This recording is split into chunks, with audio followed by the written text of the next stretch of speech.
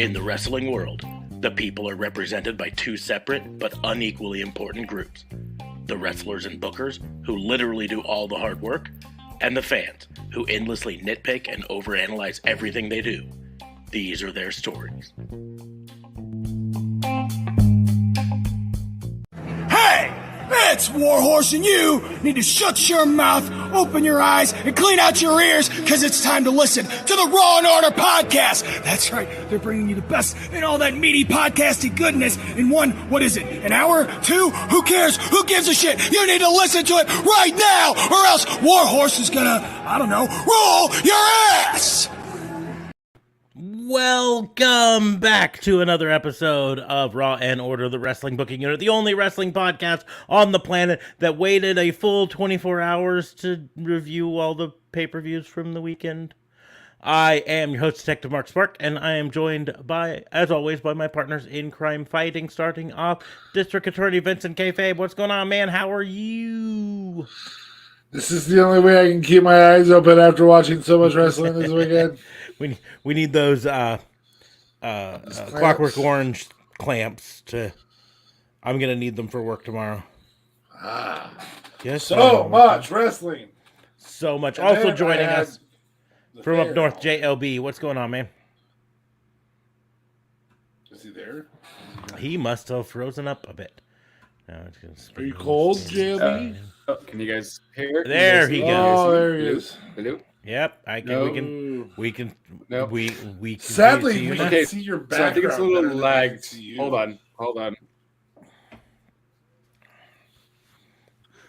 on. We can Yes. hear you. Can you but hear me at you least? are go. Or maybe do that. Like. Obrigado, Mr. Roboto. Hold on. Obrigado, Maybe this will Mr. work. I Roboto. just restarted my computer. Yes. Is it better now? Yes. Better now? Yes. No. Maybe Yes. so. There's Yes. no Yes. audio, Better. right? Better. Your Better. face Better. is still Better. fucking- Better. Yes. I mean, I don't want Warhorse to roll my ass. If I couldn't listen to the podcast that I'm on and talk on it, I didn't want Warhorse to come and roll my ass. That's not good. He probably will anyway. But he always gets me amped. He probably will. Yeah. That's facts. DFAB, you were about to say something, and then I cut you off to introduce. Yeah, one job. I don't fucking remember. Oh, just exhausted because all the other life stuff too. Oh yeah, all sorts of stuff. That was the thing. We could have done this review last night afterwards, but I was like, I'm tired. I'm exhausted. The pay-per-view went long, as we kind of expected it to for All Out. Yeah. But it 15 went long. matches. Jesus Christ. And I was like, okay, let's just ruminate on it overnight. Let's have a good Labor Day. Stuff like that. I fucking worked. No Labor Day for me. Well, it still was Good time Labor and a Day. half, though. Yeah, that's good. Anyways, I have a new computer, which hopefully means that I can actually do stuff at the same time as I'm, doing this stream and not worrying about all that stuff. Anyways, Stuffs are being done. but so Hey. this is going to be the massive review of all three major pay-per-views that happened, or should I say, premium streaming events that happened. AEW still calls it a pay-per-view. Because it still is a pay-per-view. Yeah. Because it always will be a pay-per-view. Yeah. Even when they have it streaming, they'll still call So it pay-per-view. you got to stop calling it a premium live event. I will not let WWE dictate that it's a premium Two-thirds live of event. two-thirds do of it. the shit that not happened do it. this weekend were premium streaming not do it. events. So How are we doing this? Are we going to be doing it through all of them, or are we going to do a match of the night? I think we're going to have to, just by necessity, do all of them all at once. And so that's going to mean that we have a lot of fun. Fuck? Okay, and we'll kind of talk about everything anyways. We'll Maybe. talk about everything. In fact, more than likely, when we do worst match of the night, we'll say, worst match of, the weekend, and then here are some things that might have been worst match of the whatever. We'd like to welcome Ambrosia, our lovely moderator there. You can find all of the stuff in the doobly-doos. She's linked right there. So moderate. But so yeah, we'll go ahead and just get into this because we'll save the talking about the fight that literally happened between the Elite and CM Punk till afterwards, because the events of the weekend play into it, using my air quotes. And so we'll go from there. But we're going to start off worst match of the weekend. Now, keeping in mind, so we don't usually count kickoff shows. So even though there was a match on the kickoff for Clash at the Castle, Madcap Moss and the Street Profits. Right. Madcap Moss and the Street Profits versus Austin Theory and Alpha Academy. It was a fine match. It was fine, but it doesn't really count. Either way, I don't think it would count as the worst match. Neither of AEW ones either. And in full disclosure, DA Fabe has not got to watch everything because it was all rundown stuff, and yeah. I mean, I lived my life. This is what happens when they overload weekends. Love your life. Oh. Love the one you're with.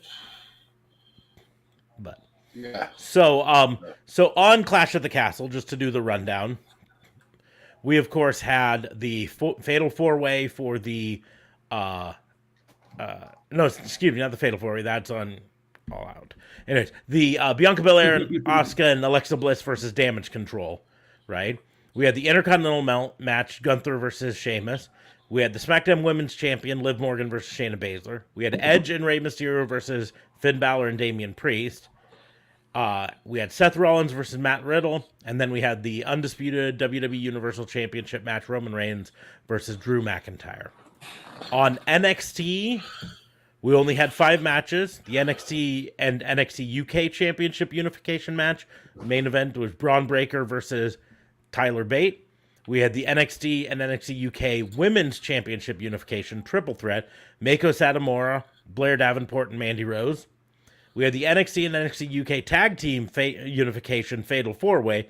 Diamond Mine, Josh Briggs, and Brooks Jenkins versus Gallus versus Pretty Deadly.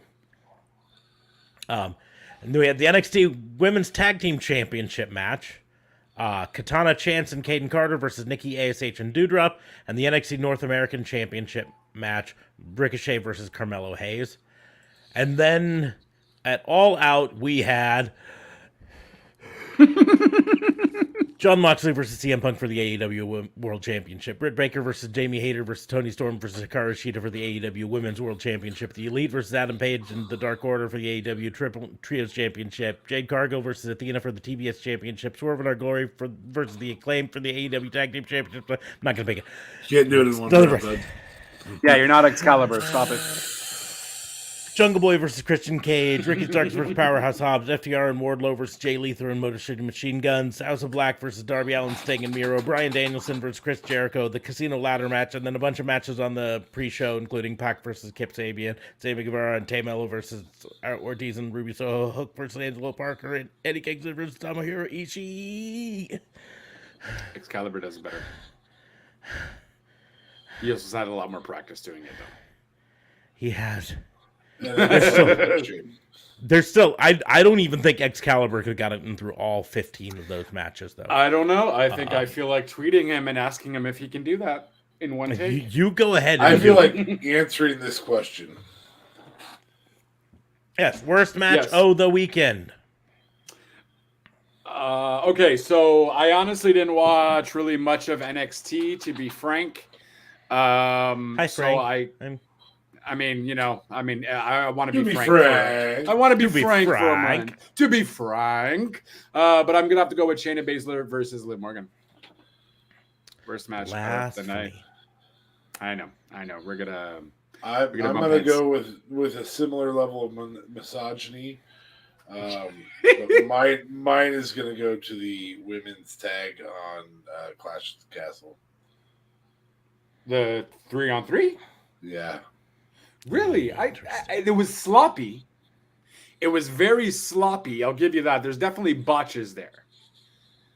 But I still felt that Shayna one was pretty bad. What do you got, Marks? Well, I guess people are going to be angry at me for saying this, but the NXT Tag Team Unification. That was number 2 on my list for that. And Twitter didn't like it either. Or no, I was going with the women's tag NXT. Nope. The women's tag, it was fine. It was meh. It was fine. It wasn't great by any means, but I don't know. And some of it, admittedly, some of it is the fact that half of the teams in this were NXT UK, who I don't know very well at all, right? And the other half were NXT, who the fuck is this? That I don't really know. But Pretty Deadly came away with the victory, and they're fine, right? But like, you had Gallus, you had Josh Briggs and Brooks Jensen, who were the NXT UK tag team champions, with a redneck American gimmick. You had the Creed brothers representing Diamond Mine as the NXT champions. And like, I just didn't really care about almost any of them in this. And the only ones that I sort of cared about were I guess I liked the idea of rednecks from the UK, but the rednecks American. But they were the first eliminated. So once they were eliminated, I was like, I really don't care. The Creed brothers, every time I watch them, I'm like, they are an ACL tear waiting to happen. Because one of them, that cannonball to the outside, and one of these days, he's gonna land and just fuck his knee up. I'm more concerned about who he lands on. It just fucking there's that. Ugly. But the thing is, here's the deal: is when you cannonball like that to the outside, you've got nothing to absorb the impact, right? You can't absorb it. So when you land, all of that force is going to go straight to those ACLs or the MCL or whatever. That's why. The women's tag match was fine, but I've got a soft spot for Caden Carter and Casey Catanzaro, who is now Katana Chance. That's still a fucking dumbass name, but it was fine. I can understand why some people might not like it, but it was fine, in my opinion. If we were talking Clash at the Castle, it's a little tougher, because for me, the women's trios match, Bianca Belair, Asuka, and Alexa Bliss, was actually overall, I don't want to say the best match of the night, but one of the better matches. The Gunther versus Sheamus stole the show in my book. Yeah. But Riddle and Seth. Woo! Riddle and Seth was good. I don't know. For me, probably Edge and Rey Mysterio versus Judgment Day was probably was good too. Really, worst match for I thought that was a phenomenal ending, though. From the ending is fine. To the spear, I enjoyed it. One good ending does not save the rest of the match, and for me, I don't know. And Finn Balor's. I've got 3 of him back there behind me, at least 2, maybe 3. Anyways, he's one of my favorites, but I don't know. This match didn't do much for me. And for All Out, oh geez, I don't know. I don't think you can remember all the matches at the moment. Jungle Boy versus Christian Cage, probably because it really wasn't a match. Well, I mean, Christian apparently is injured, so that's why they did what they did. I understand exactly why they did, but just because they did it for that reason doesn't excuse the fact that we were advertised a match and then we didn't really get a match at all. Like, right. The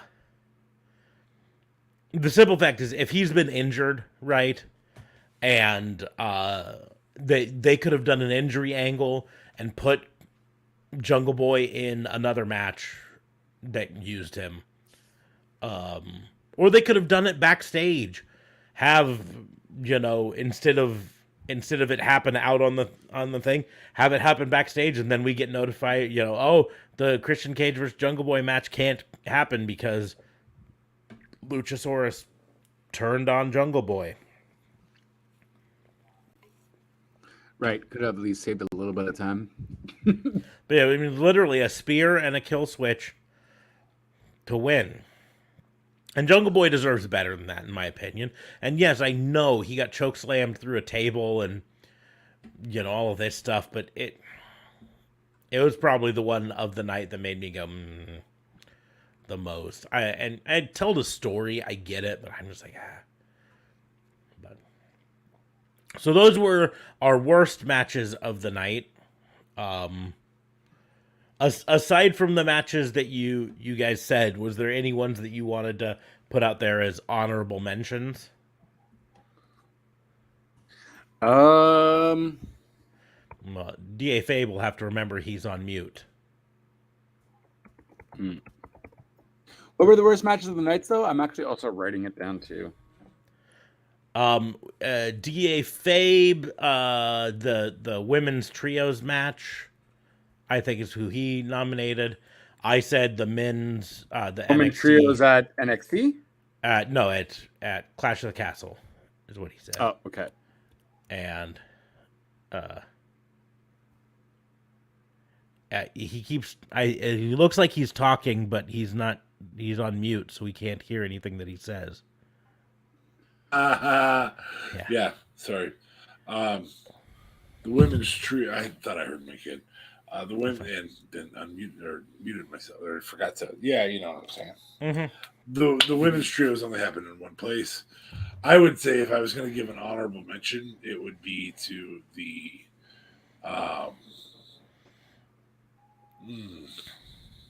NXT women's tag.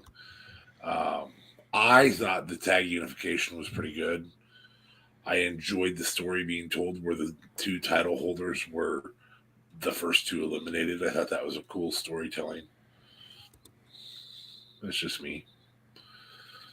So that's where I disagree with you, Smarks. But when you have over a daytime of wrestling to watch in a weekend, you're gonna have some disagreement. Smarks, what was yours again? Now yours was the tag. Mine was a unification tag on NXT.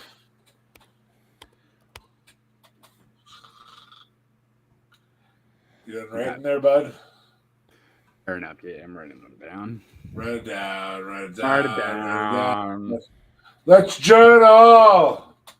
But, other than that, I mean, there weren't any matches that I would say were just flat out bad.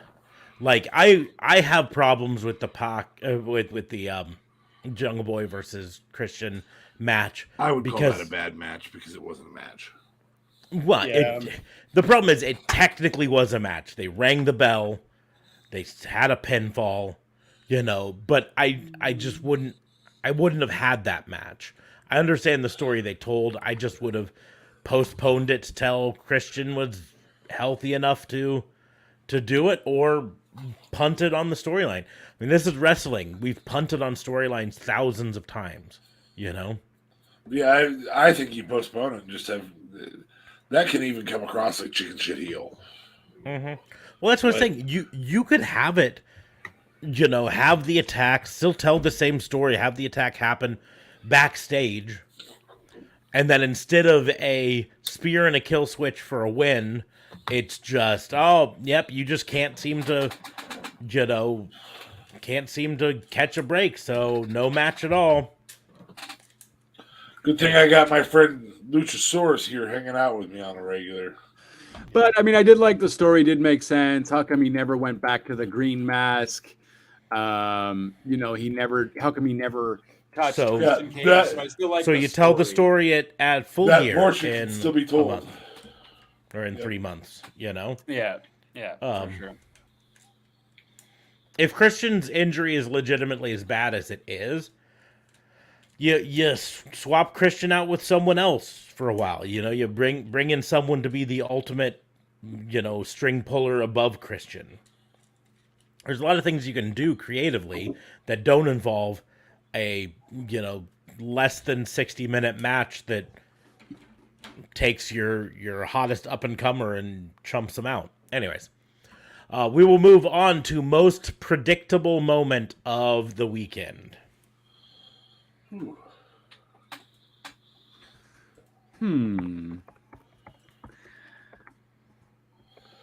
the first time, I'm not going to say Roman Reigns winning because I didn't think he'd win. Yeah, I was agree. really upset that he won because I was so convinced that he wasn't going to. And freaking the other Uso being part of Solo Sikoa being part of the bloodline. Like, did not see that coming at all. Did not hear any reports. So that was a pleasant surprise. Oh, if you didn't hear reports of them bringing him up, and you weren't. I heard, but I didn't hear reports of him showing up at Clash. I've been hearing reports of them bringing him up for like a few weeks now. So I just didn't think it was going to happen at Clash, but it did. It did. And then you guys had it like that he wasn't going to be part of the bloodline. Like when you guys had mentioned that, or it was a thought. It wasn't a. I hoped he wouldn't be part of the bloodline. So I kind of took your. I said I think they're going to put him a part of the bloodline, but I don't want them to. And sure enough, they put him part of the bloodline. So, I just, it's kind of like I look at All Out, and there's nothing in All Out that I would say was most predictable. I would say the most predictable thing was Luchasaurus turning. We just didn't know when it was going to happen. Mm-hmm. Well, the thing is, like, but as soon as he came out of the bad guy tunnel, that was it. I mean, that's the deal. The Elite maybe winning the trios. I thought Hangman would be the overcomer there. So yeah, I see. That's the deal. Is I don't consider it super predictable because I even thought we were looking at a shot at a Hangman heel turn, that he was going to turn on his buddies and help, and that didn't happen. I thought that or a Dark Order heel turn, that they were going to turn on him, and that didn't happen. Although they still hinted at it because the finish ended with Hangman hitting John Silver accidentally with the buckshot. But there just wasn't much on All Out that I would call super predictable. Like, we had surprise return. We had here's the super predictable, and it, only because it was 3 for 3 on our predictions. Damage Control winning. That's about the best because and you had to have that. How they won, none of us predicted that. We did not expect Bianca to take the fall. Yeah, no, I don't think. No, definitely didn't expect anyone did. So, but I'll say Damage Control winning. That's probably the closest. I mean, in terms of like, I could have predicted Gunther would retain, but there was always the outside shot that Sheamus was going to win in his own home region. Right? Hey, Fernando's here. Hey, good to see you, buddy. Yep. So get to working on getting over on that Twitch. I know it's giving you some problems, but we've got about a week left of this, and then we're going to be Twitch exclusive. We don't want to lose you, my buddy. And we like talking directly to you instead of just being like, well, I wonder what Fernando's going to predict here. Mm-hmm. But like as much as I say the Gunther winning, there was enough unpredictable about that. There was enough doubt. Yes.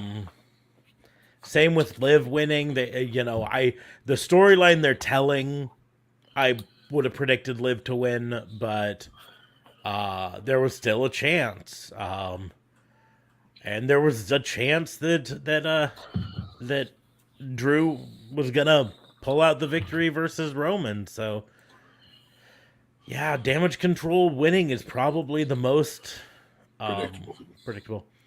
I even thought that Tyler Bate might come away with the NXT unification. Yeah, I found it even potentially probable.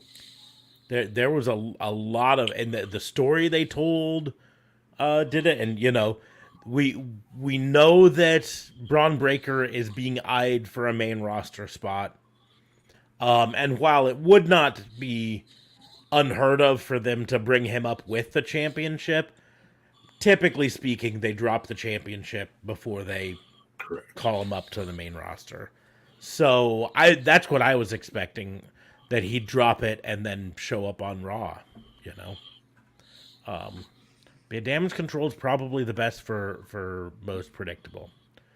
We're gonna do botch of the night, but to be perfectly honest, as much as we've talked bad about some of the things, I don't really know if there was a real botch. You know what I mean? Botch giving CM Punk a live mic afterwards.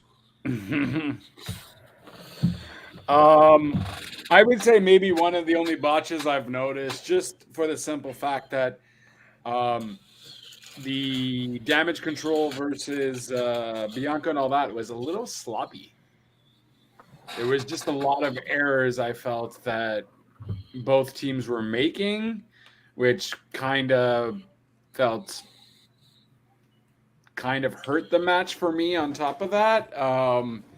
But I mean, nothing like a crazy botch per se, just little mistakes here and there during that match. But that's the only one I really noticed. I didn't watch NXT.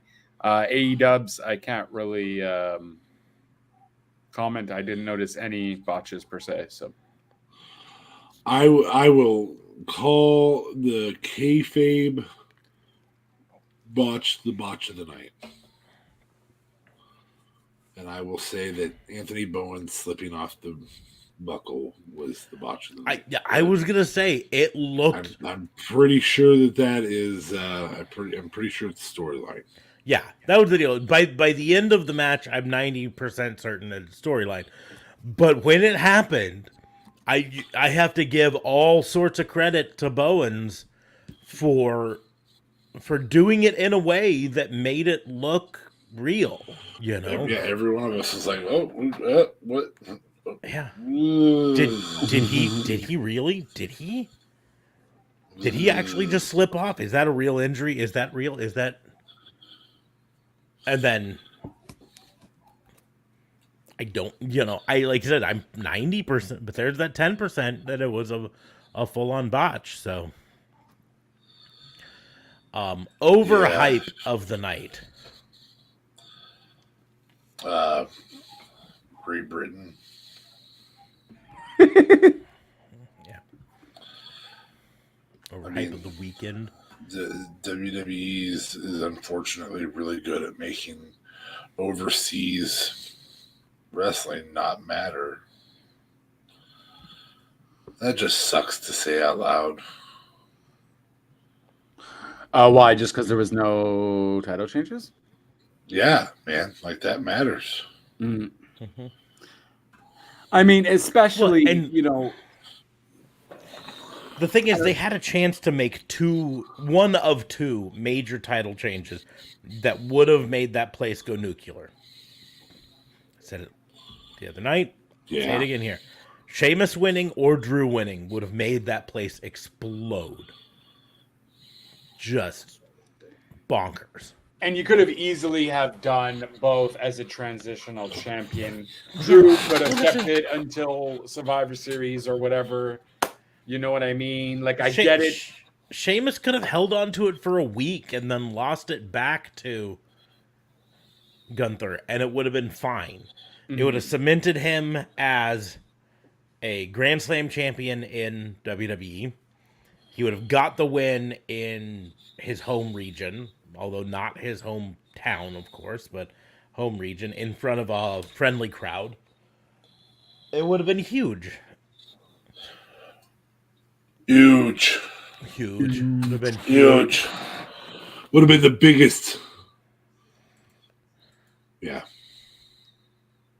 I'm just going to put them there because Facebook is fucking up. We're trying to update our stuff while it was on live. But anything is massively overhyped, but overseas premium live events are getting too much hype because nothing happens at them. The stories do not change. The narrative doesn't change ever.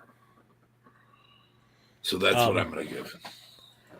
I'm going to give overhype of the night or weekend. to Worlds Collide. As a whole, that would be up there very high.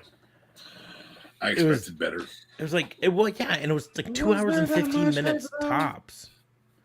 Was there that much hype? The majority of those matches were like put together in 2 weeks. Before still, the show. They hyped it. This is going to be unification match. There were 4 unification things, and then all night long, every belt in NXT is on the line tonight. And while, the unification matches featured, in a way, a new champion, in the fact that in all of those, a previous champion lost, right? Really, there's only one new champion, and that was pretty dangerous. Yeah, pretty deadly. Deadly, yes. Yeah, they were the only new champions, right? The NXT Women's Tag Team stayed there. The NXT North American Championship stayed on Carmelo Hayes. The Braun Breaker unified. Mandy Rose unified. In fact, in a way, this was just... I don't want to use the word bury because I think it's overused and everything, but let's kind of shit on our NXT UK people, right? Mm. Not a single NXT UK team or champion. B. Priestley was really not B. Priestley. But yeah, Blair Davenport was very close to winning the women's title, and yet still didn't. No, I know. And that's the deal. My point is, you had a chance to have one of these NXT UK people come in and upset the apple cart and make a splash. And like I said, Tyler Bate would have been a great option. He's obviously super popular with the crowd. He's really good. He's a multi-time NXT UK champion. Braun Breaker could go up to the main roster, and Tyler Bate could be champion for a little bit and then lose it to, I don't know, someone. Santos Escobar. Yeah. Or you could have had one of the NXT UK tag teams win. There's nothing against Pretty Deadly. But Gallus or Josh Briggs and Brooks Jensen winning would have put them on the map in a way to American audiences, right? Yeah. And so for the most part, but on top of it, it was like 2 hours and 5 minutes long. That's crazy. It's really short. Yeah, for a premium live event, that's not very premium to me. And I'm not. We usually are. I like the fact that NXT. I know you're a stickler for times and all that. It was technically 2 hours and 13 minutes and 18 seconds. 13 minutes. I stand corrected. Less than 2 hours and 15 minutes.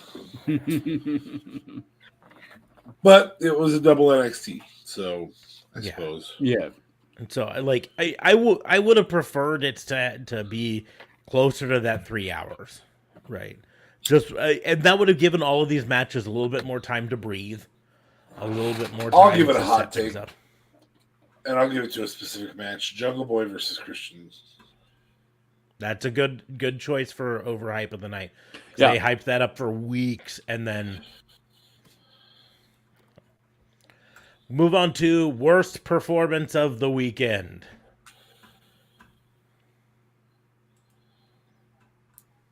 Jungle Boy versus Christian.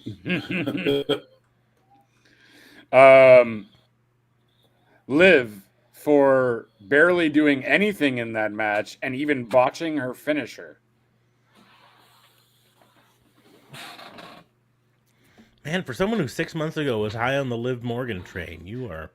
I am just, I don't know, man. The haterade. I just drank that haterade, and sorry, Bo, I love you too, but your wife ain't great as champion. I don't believe her. I don't believe she could beat these people. It's never going to work for me. And I don't know. I just don't. Yeah, I'm fed up.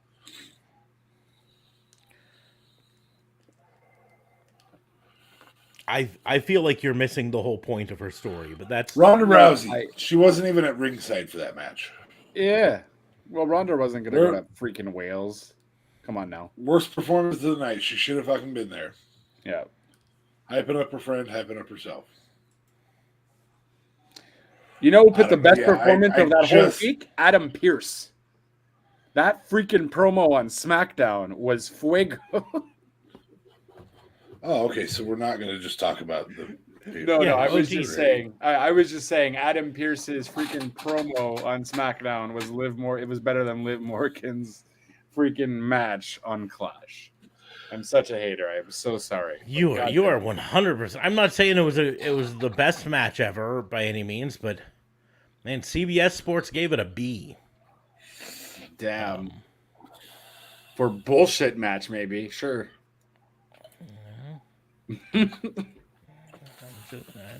I think you're just fully in the haterade. Oh yeah, you're so in that haterade you can't see the top. No, that's it. I'm freaking drenched in haterade over here.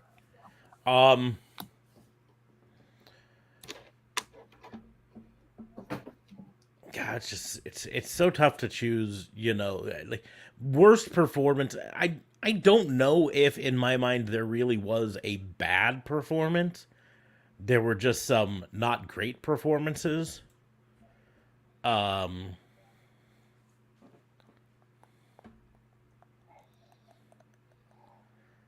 Edge's 619.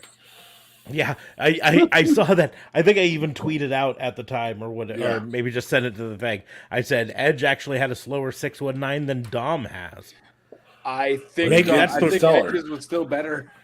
Maybe that's the reason Dom turned on him. He's like fucking stealing my thunder with the slow. You can't even do a good 619. Neither can you. And I did it better. Only I can do slow 619s. Although, who would have thunk that one of the highlights of that week would have been Dom turning and paying homage to the whole Eddie turning on Ray from 2005, 2004. So, pretty dope. Pretty dope. I enjoyed that. Yeah, I gotta be honest. I think the worst performance of the night is probably going to be in the Christian Cage versus Jungle Boy, but that's, I think, just because just poorly booked. It was just poorly booked.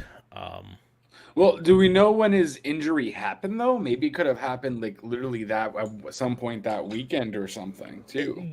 We do not know, but, again, card subject to change. If there's an injury that stops you from being able to tell the storyline and give the storyline gravitas, then you scrub it.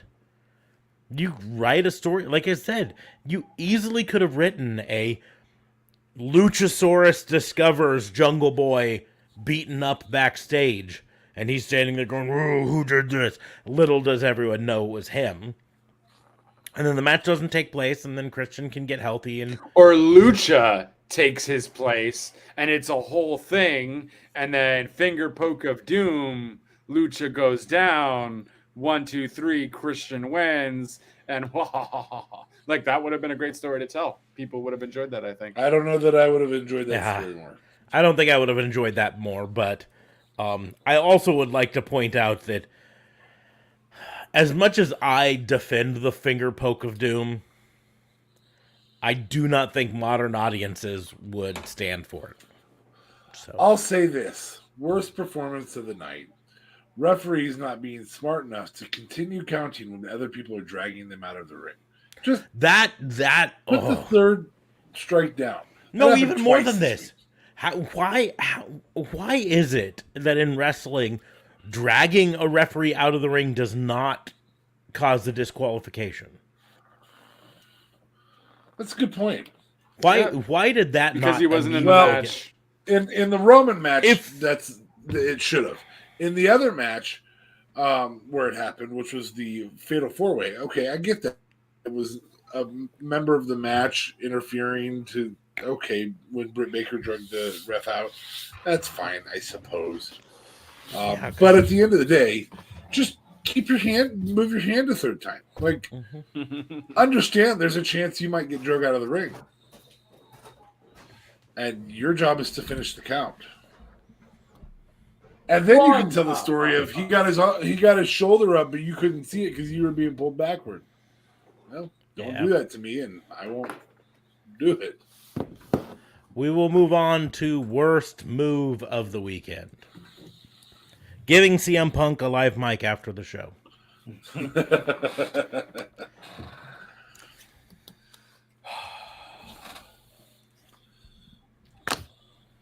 I mean, are we going back to the Christian? Do we need to just go to that well? I'm going to say worst move was not having a single NXT UK superstar win. I mean, this would have been a great point for Blair Davenport to pin Mako Satomura and become the unified Mandy Rose. Yeah, and Mandy Rose still be like the same feud that's coming right around the corner. Yeah, and Mandy Rose says, can then say, "I didn't get beat." I never lost my belt. I have an overhype. I know we passed that, but Jade and Athena. I kind of was surprised that you didn't say it. I don't think it was an overhype, but it was not. What was that? That was a squash, bro. It was a squash, but that's exactly what Jade's supposed to be. Oh. But not when it's Athena and it was a whole big deal. Give me a match, man. Then we get Athena the Overcomer later on. Yeah, okay. I'm gonna call you out on this because you bitch and moan when someone like Wardlow beats a bunch of people that you don't know who they are, and then you bitch and moan when they book Jade Cargill to be a monster by beating people that you do know who they are. What the fuck do you want them to do? Not Athena though. Not when you made this whole that's thing. Your personal taste of Athena coming after all her people and beating them, and then Jade just completely beats her like that. Remember Athena was a replacement. This was supposed to be Chris Statlander. And 3 weeks ago, Chris Statlander's injury became public 2 weeks ago. And Athena had to take over. Right? So this wasn't the storyline they were planning for this. This was now, again, we could have gone straight to then just don't book the match, like I said about Christian Cage. But in reality, we've been telling this story about Jade Cargill, that she beats all comers, that she is a monster, right? You can't tell that story without her beating all comers. Now, whenever she does get beat, whether it's by Athena or by a returning Chris Statlander or by a debuting Sasha Banks or some shit like that, it doesn't matter. Whoever finally beat down a fucking monster, right? And that's the thing. But you spend so much time. Your credibility to this monster. Yeah, your whole on Wardlow was these people. I don't know who this person is, and then they tell the same storyline with Jade Cargill, but having her beat someone big. And you're like, oh, I can't believe you did. Dude, this is how you build monsters. Yes, but not on your WrestleMania show. This is how you build monsters. Yeah, I don't. This is how you build a Bill Goldberg, right? I mean, yes, Bill Goldberg beating Hogan was not on their WrestleMania, but it was a huge thing, and it made Bill Goldberg the star that Bill Goldberg eventually became, right?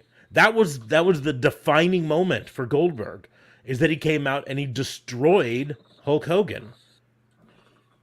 So you have to do this. You have to have them beat people we know. They're telling this story. She's 37-0. Eventually, someone's going to come and take down the monster.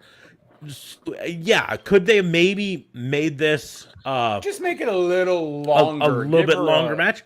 You know what I mean? That's fine, but remember, Athena almost ruined Athena. Athena hit her finisher within the first minute of the match, and the only reason she win was the baddies pulled her out of the ring, right? Okay, yes, fine. So we told the story that Athena could have won, but didn't because of heel tactics, and then the mom was able to get the better of her after that. Yeah. Okay, that's fair. This was great story all in all. It would have been bad in some ways, yes, but I just don't think this deserves to be, overhype of the night. First of all, because I don't think it was hyped that much, but second of all, because this is the way the match had to happen. Now Athena can still bitch that she would have won. She can say, "Let's go to the tape. You can show here 1, 2. I would have won, but you pulled me out." Right? Yeah. So she can get her rematch. That's a third one. Ref, keep swinging your hand. Right.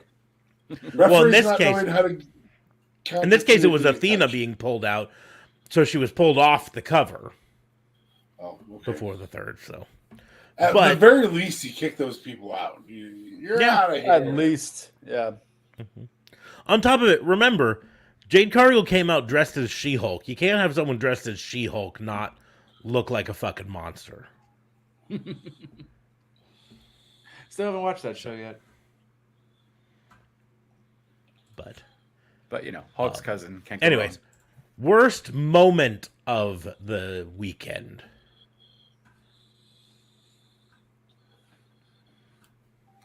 Well, I mean the press conference scrum. Because holy shit, did that press conference overshadow any MJF's debut and all of that shit? I don't think it overshadowed, but it did put a little bit of a stain. I think there's a storyline coming out of it as a whole. And if I were to guess right now, I think the storyline is going to be a AEW Originals versus CM Punk and his group of invaders sort of a storyline. You have the Elite, the EVPs, you have Hangman Page. You've got Jungle Boy, Christian Cage. So yeah, Jungle Boy. Yep, Jungle Boy versus Christian Cage, the Invader. You've got all of this. You're going to have Team CM Punk versus Team AEW Original. You're going to have their own little Survivor Series. Worst moment was overbooking the AEW card. I think maybe, it's supposed to be the WrestleMania week, their WrestleMania, but 15 matches, 4 of them on the pre-show, but that's still 11 matches on the main card. And the reason I say that is we all went, man, and I'm tired watching Jericho versus Bryan Danielson. And the fans said, I'm tired. Jericho, Bryan Danielson. I mean, after the tag match, though, holy shit. After the Acclaimed tag match, the fans were in it. And then after that, a few matches after that, fans were dead. They only came back alive during the main event. Yeah. So, I'll point out what happened a few matches after that was Christian Cage versus Jungle Boy. I was one of them, but there was like 3 other matches, I think. So and there was no rest to that. No, the Acclaimed, rest from that. And then it was Britt Baker versus Jamie Hayter versus Hikaru Shida versus. And they were back for that. But that was the match immediately following the tag match, and then it was Christian Cage versus Jungle Boy, and then it was Bryan Danielson versus Chris Jericho. That may have also brought it down some, booking that incorrectly. Yeah, I'm gonna go back to Christian Cage, Jungle Boy. I think that took the wind out of sails. Deflated stuff. I think it didn't overload it. Hi, Pet Love. Hey, Hammy. Hope all is well, good sir. Thank you for coming on in. I'm going to put this comment up from Fernando. I don't think the women's titles need to be unified unless they were to first bring in women's tag titles. But I think if you're going to have a men's world title, a men's TNT title, a men's tag titles, then you can and then men's trios titles. That's 4 men's titles and 2 women's titles. Did the most misogynistic comment of the night. I'm teasing Fernando, but I don't think so. We need more women wrestling. We can't be unifying titles for the women's. Where a lot of people are giving Connor already enough schlack for his booking at the women's division. I'm also gonna say that the women's championship match on All Out is in the running for one of my favorite matches, at the very least, best moment. You know, Toni Storm winning, the Fatal 4-Way. Toni Storm winning was really good, and I like the idea of Toni Storm as champion, at least for the time being. She can be a transitional champion, but anyways, the worst moment, I think the Christian Cage versus Jungle Boy is the worst moment because I think it just took the wind out of the sails of the crowd, and that took them out of it for 2 more matches all the way through. It could have made that, taking that out of that pay-per-view could have helped put this pay-per-view on board with Double or Nothing. At the very least, it would have cut about 5 to 10 minutes out of the whole time, and that would have been better. I mean, it's a lot, though, huh? Like, especially for that crowd. They have 3 pre-show matches, which maybe not the whole crowd was there.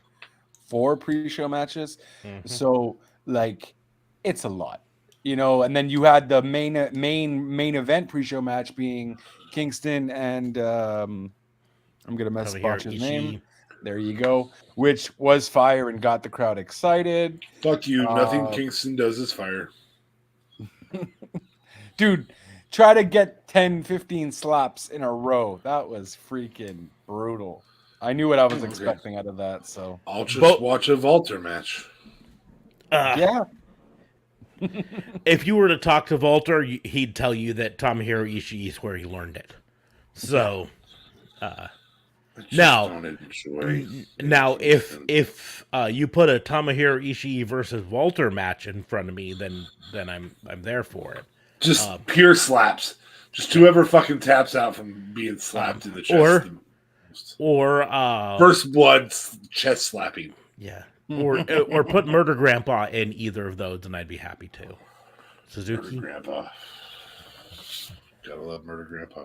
Anyways, but yeah, so we'll move on. We're finally to the best, because this is where we love to be. One more worst moment: Sting spinning just a tiny bit of black. Yep, that's fair. that black mist was really weird. I was like, bro, what are you doing? What's happening here?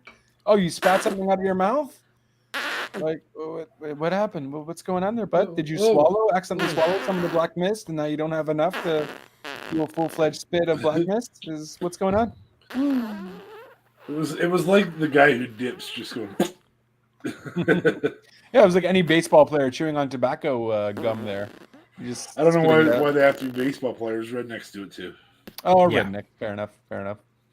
I have a coworker who recently discovered the coffee packet that you put in, and so he's handing me, saying, "Oh, you should try this." And he says, "You just put it in like some chaw," and like everybody, even if they don't chew, they know exactly what that is. You know what I mean? They're like, "Oh, just stick it in here. Good enough." And people to the bloodstream. People standing around in an office full of business clothes, you know, like business people in suits and ties, and everyone goes, I need my caffeine. So let me go ahead and process this workers' comp insurance. It's almost more socially acceptable just to go get a pot of coffee and fucking pour yourself a cup than chewing on the caffeine gum. Fuck. All right, now you can go to bed moment. Sorry, it was just I don't want to ever say worst anything for Sting, but that was just I gotta work this up. I gotta work up some saliva. Sting's still making all of us look bad at 63. Yeah, better than that. And I mean, I don't know, maybe Tyson Fury coming in afterwards, freaking singing songs of Drew McIntyre. I think that goes. That was. Too. I don't know if that's worst moment, but that was most bizarre moment. Very crazy. Like, what did this suddenly become karaoke night? I'm confused. I mean, I get why they did it. They didn't want the whole freaking place to riot. So Tyson comes in. Let's all sing along. Hey. I was just confused. Well, and the fact that it came right after Tyson shook Roman Reigns' hand. Well, so, Roman rejected it. No, didn't Roman reject it? No, they shook. I was pretty sure they shook. I don't know. Maybe I blinked. Because I thought it was Roman who put the hand out and then Tyson. I think Tyson put the hand out and Roman was just like walked away. Tyson Fury shook Roman Reigns' hand. Oh, okay. There you go. Right, now we can go on to some best. I was 90% certain that it was Roman who put his hand out and that Tyson shook. But anyways, either way, it just was like weird. It's like, okay, are you acknowledging Roman, or are you siding with Drew McIntyre? I'm confused. He enjoys a good fight. I don't know what that fucking accent was. It sure as hell wasn't Tyson Fury. In terms of best moment, I'm gonna immediately just throw out potential match of the weekend. Sheamus versus Gunther. I'm gonna give it to Tony Storm winning. That was uplifting. That was a good one. Here, good job, Tony. I mean, I don't know. One for me would have to be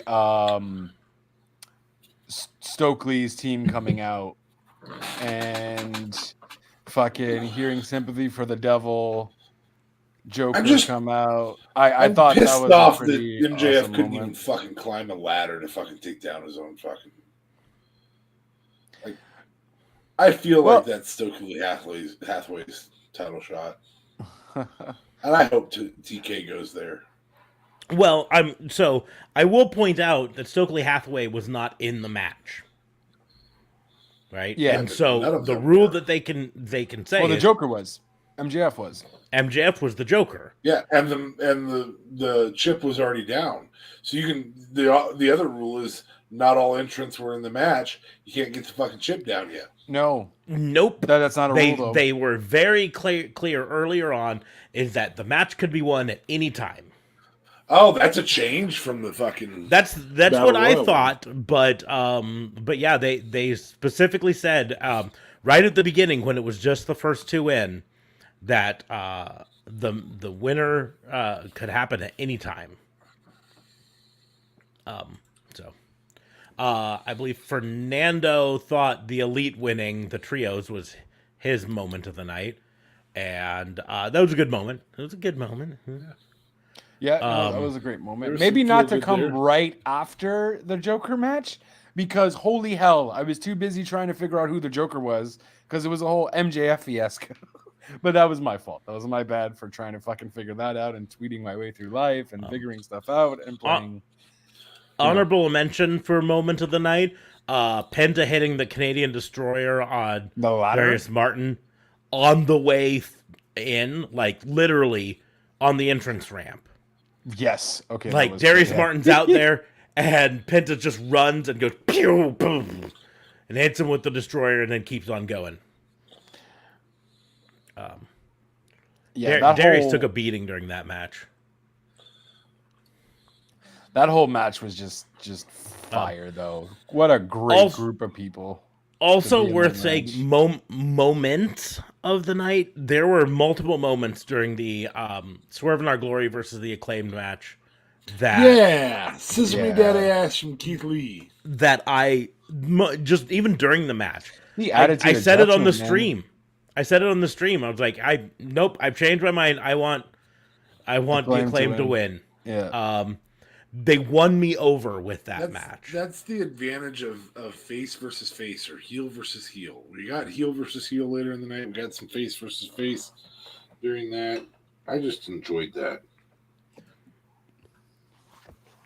Yeah, the Acclaimed is really where the Acclaimed were already really loved, but now this is where they were respected even more so as wrestlers, because man, that attitude adjustment, that when he picked up Keith Lee, which I think was Bowens, if I'm not mistaken. Bowens was the one. No, it was Max Caster. It was Max Caster.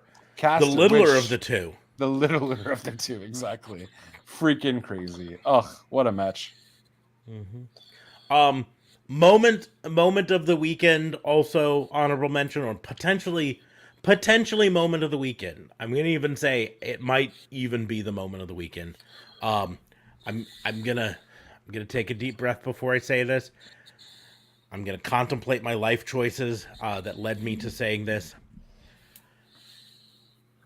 Dominic Mysterio turning on his father. Yeah, no, that's a fair point. That was done really well. It just doesn't feel good to say. Aside from him losing his shoe while he was trying to kick Edge in the balls was a bit weird, but that's how hard he kicked. Kicked so hard his shoe came off. Yeah. In terms of a best moment, maybe a feel good is Jungle Boy's mom being there. But again, I'm so disappointed in the match. I'm so disappointed. Okay, yay, Jungle Boy got up and decided to have a match. He should have. Mm-hmm. Should have been like, no, man, somebody fucking bum rushed me. Yeah. Nope. Powerbomb I'm not doing on to steel. I ain't doing it. I'm not going to do this match. Yeah. Cheating fuck. Yeah. Straight up. Breakout star of the night, of the weekend. Yeah, the Acclaim. Yeah. Mm-hmm. And I'm going to specifically point to Anthony Bowens. Max Caster was great. The Acclaimed as a whole were the breakout star. But Anthony Bowens came out and showed out. He told the story with the slip that he told it so well that we weren't certain whether it was story. Yep. It's hard to accidentally slip on purpose. You know what I mean? Yeah. Right. Yeah, he definitely put on a great show with that. And yeah, so, I think that'll be our first agreement of the night. That's probably our breakout star. Is it? And I think we've all been excited for MJF to come back. Yeah, he's the surprise of the weekend, but he's not the breakout star. Yeah, definitely Acclaim gets that for sure. I think we left that out because it was a pre-show match, but I don't blame you for that.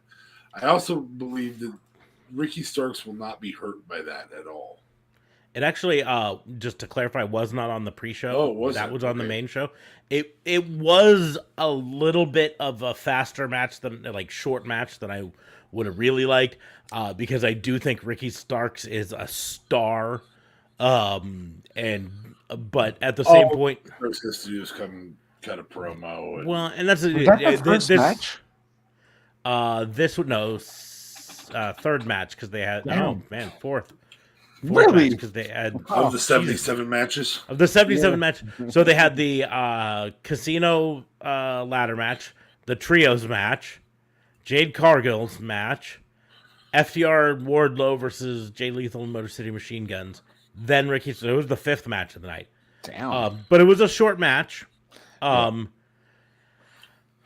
were fucking Daivari. They booked themselves in a corner. Because you've got to book Powerhouse Hobbs as a fucking monster, right? Right. So much like Jade Cargill versus Athena, I think Powerhouse Hobbs had to win this one. We will get the rematch down the road where Ricky finally gets his victory over Powerhouse Hobbs and gets his moment of the sun. But that was a good match, though. I think the thing that kept it from me being breakout star of the night is just time. The other match had more time to shine. Yeah, that's fair. I need to just take this off the list because I have best line, but we don't have worst line. And especially with AEW, they don't tend to have a whole lot of line moments. But I mean, Scissor Me Daddy Ass is always a good line. Mm-hmm. I would say maybe best line was the MJF reveal promo featuring. Yeah, I would say Tony Khan's voicemail is the best line. Tony Khan's voicemail is one, but I was gonna say using CM Punk's Ring of Honor promo where he quoted Usual Suspects. The greatest thing the devil ever did was convince people he didn't exist. and then revealing himself. So potentially that for best line. But like I say, we don't have a lot of lines in AEW. NXT is kind of the same way. There's not a huge amount of talking during an NXT pay-per-view. Especially not in 2 hours and 13 minutes. Not at all.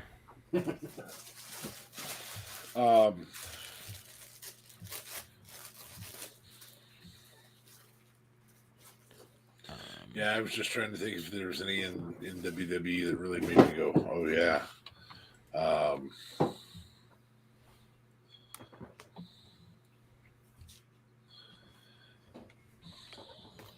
Yeah, I got nothing.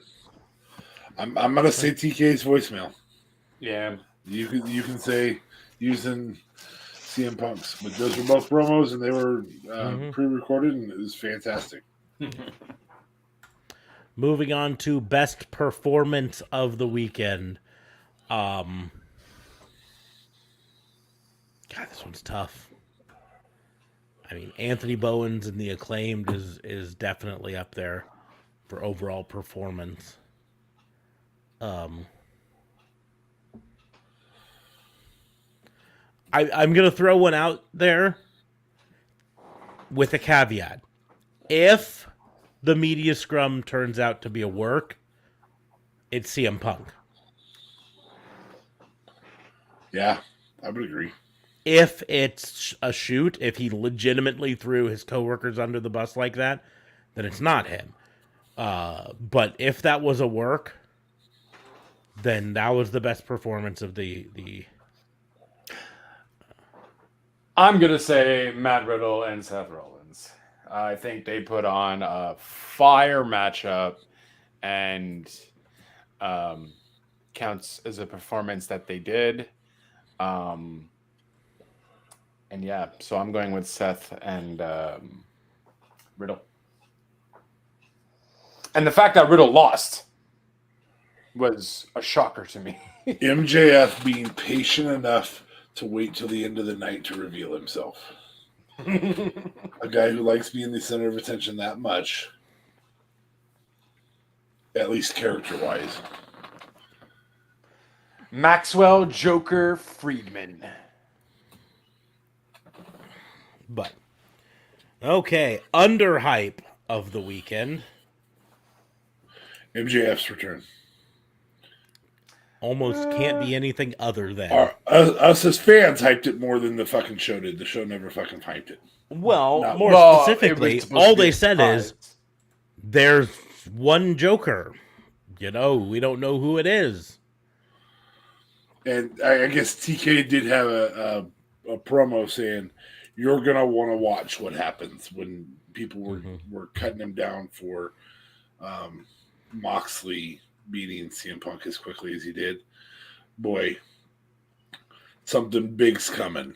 Oh. And boy, was it something big. I'm going to very briefly go back to overhype of the night, though, and give TK a little bit of shit for overhype of the weekend. His quote of saying that AEW, after this pay-per-view, AEW has never been stronger, or the roster has never been stronger. Boy, that seemed to blow up in his face now, didn't it? Right. I mean, he's put the women's division on blast himself. Maybe they needed some tough love. I don't know. But no, even more than that, like the roster is on fucking fire right now. Mostly because they all hate each other. Yeah. Maybe a work. Might be a work. Exceptional. It smells like it could be a work. Like, I feel with everything that's happening, especially with the fight afterwards that we're hearing about, like, it just feels like it's something that the WWE would have done. You know what I mean? But along the same lines, I'm going to point out... fought for far less things. You know what I mean? John Cena and The Rock hated each other because John Cena commented on something that The Rock was writing his lines on his arm or something, or he was writing something on the palm of his hand. I remember hearing about that ages ago. John Cena called out The Rock because The Rock did movies instead of being there for ever, and then John Cena did the same thing. No, but even more than that, like, I mean, here's the deal: CM Punk used real names, not stage names. Not Scott Copeland. I was like, who are you talking about? He specifically called out the EVPs and accused them of spreading lies to the dirt sheets about him. That's the part that makes me say it's a work. Well, potentially. And the thing is, I'm on the fence here on it. I will point out that I have a hard time trusting JLB's this smells like a work sense, considering he thought the Cody thing was a work up until Cody debuted. I know, everyone's giving me slack for that. Well, what about the Cody scenario? I'm like, fuck you guys. I'm just saying it. I know. There was a ton of evidence that you should have given into, and you're like, nope, it's still a work. It's still a work. It was like a fucking Adam Wilborn from What Culture, who continued to believe that John Moxley going to AEW was a work up until after he debuted at AEW. Anyways, underhype of the night. We just did that. That was MJF. Was that the MJF? I don't know if we'd all given our underhype, but I mean, I don't even know if it's necessarily underhyped. I mean, he was the Joker. What do you want to say? Like, how are you going to promote that? Watch All Out, guys. MJF is going to be there. Like, it was meant to be a surprise. Can we really call a surprise an underhype? I sort of agree there. I'm gonna say the Acclaimed versus Swerve in Our Glory match. I'd agree. That's probably the biggest underhyped match. Yeah. Because it was one of those matches that just kind of fell together and no one really talked about going into it, and then I'm just gonna piss off JLB here or JLB here. You son of a bitch! Get my name right if you're gonna piss me off. Well, JBL's back, hanging out with Corbin. Maybe. No. Yeah. Anyway, so I'm just gonna piss him off, and I'm gonna just flat out say Liv Morgan's the underhype of the night. Oh, we all thought she was gonna lose. Shit. Those are fighting words. I'm gonna definitely. I'm gonna pull a CM Punk and throw a chair at you. I'm gonna say, again, CBS Sports gave that a B+. That match. It continues to tell the right story. Mm-hmm. Now, will we ever believe in her as a surprise underdog winner? There's only so many times you can win by oops, I fucking won before you start to believe that it's a talent. Mm-hmm. I mean, here's the deal. It's the same storyline they told with Rey Mysterio for 30 fucking years. Totally different. He's smaller. Can he do it? Oh, he's the underdog and he pulls out a victory. Can he do it? No, yes, Liv Morgan is not the David in this scenario. Okay. What the fuck is she then? So she's the Goliath in this scenario? No, she's neither. She's not in the fucking storyline. Okay, she's not in the book. She's not. She definitely. She 100% is. We just saw the book. Just because you don't like the way the book was written doesn't mean that it wasn't written this way. They're writing the storyline. I will tell you the same thing I tell my son when he doesn't want to finish a book. You don't have a clue how it fucking ends. No, I get it. When she beats Charlotte by oops, I fucking won again. Well, then will you still hate her? If she did that with Charlotte, I would believe it more. When you do it against Shayna, I don't believe it. They've been telling this story for a month that Shayna isn't the killer that she used to be. Maybe this is going to build Shayna up more. That's the story. But now she's at the back of the line, so she has to wait all the way to WrestleMania. I'll wait. Yeah, that's the story they've been telling with her. Yeah. Shayna, they flat out said it. They didn't even hide it. Fucking Ronda said, you used to be a killer. Shayna said, that's not the way you get things done around here. You play by the rules. And Ronda's like, you used to be a killer. And so Shayna is trying to get back into her killer form. But she's not there yet. right? Shayna doesn't got her groove back yet. And so, will this put Shayna over the edge, and will Shayna now become a killer again? Maybe. Maybe that's the other story they're doing. But again, the story that they've been telling is the plucky underdog who manages to find a way to win, right? By hook or by crook. She gets beat up. I mean, fucking Spike Dudley told the same story for his entire career. That's true. Right? By hook or by crook, I'm going to find a way to win, or I'm going to die trying. And eventually, maybe she'll die trying. Who knows? Okay, OMG moment of the weekend. At least 2 major nominees for it. MJF's return and Dominic turning on Ray. Both of them we knew were coming at some point. We expected Dominic to turn like 3 months ago. Right. So it's about fucking time. Yeah.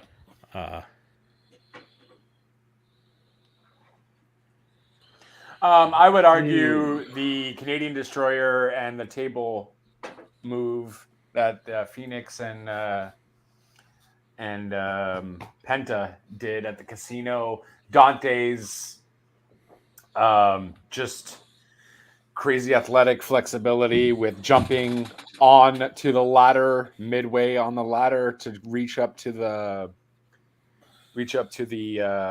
whatever you call it, the belt, I think that was up there. Whatever it was up there, the chip. Yeah, that had a lot of OMG moments, Casino Battle Royale, which I expected it to, and obviously MJF showing up because, you know. I'm gonna give this to Moxley for his sell on the fucking. Moxley not bleeding is my OMG moment. Second to last, not STF, GTS. Not the first GTS, and certainly not the last GTS, but the second to last one where Moxley bounced off the ropes and just fell back. And that dude looked out. And I mean out. He sold that move. That's my OMG.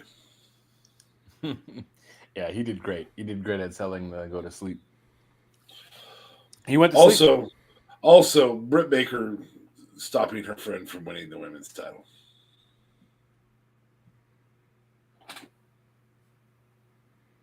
Mm-hmm. And I'm almost sad we didn't talk about that Fatal 4-Way women's. Well, we did with Tony winning, but that match was also really, really good. The Fatal 4-Way match.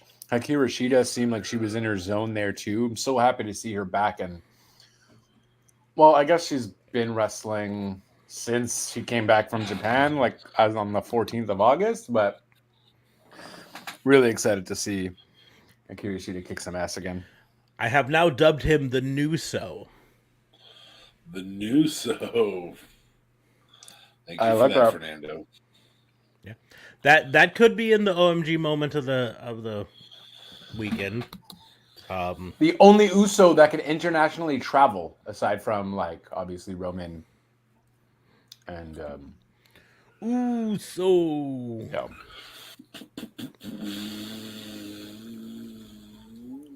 I'm still probably for OMG moment gonna say MJF. I don't blame you. That makes sense.